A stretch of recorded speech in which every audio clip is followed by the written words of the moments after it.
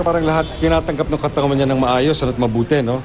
And then, it came to a point nga na, yun na nga, last Tuesday, sinabi nga ng doktor na good news, his vitals are okay, so pwede subukan nating tanggalin ang respirator.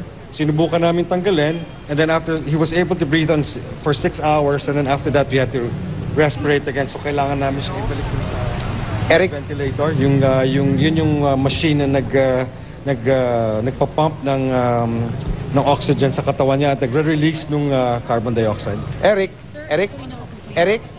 si Mike ito, Mike Enriquez ito, Eric.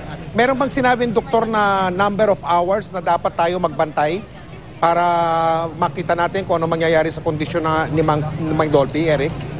Meron bang critical number of hours? 12 hours, 24 oras mula ngayon, or 48 oras? Yes, Corina.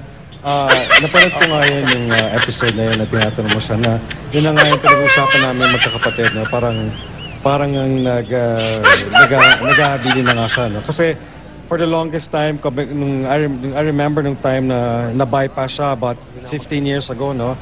I can't remember the exact number of years, no? So, nung time pa lang na yun, ayaw niyang pag-usapan yan, eh. Because he knows na mahaba pang buhay niya, which is true. Talagang nakasama pa natin siya ng matagal after his bypass, no? Tapos, ito na nga, nung nalaman na niya na meron siyang COPD, yan na, nag-umpisa na siyang kausapin kami, nag-umpisa na rin, kumbaga parang, nung time pa lang na yon, kumbaga inayos na niya lahat. Inayos na niya lahat yung mga dapat ayusin. So, naayos naman namin yon.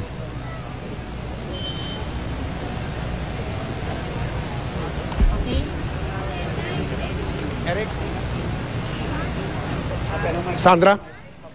He is. I know, Corina, even if he's not responding back to us, no, maski hindi kami kinakausap o hindi siya nakakapagsalita, alam namin na lumalaban siya.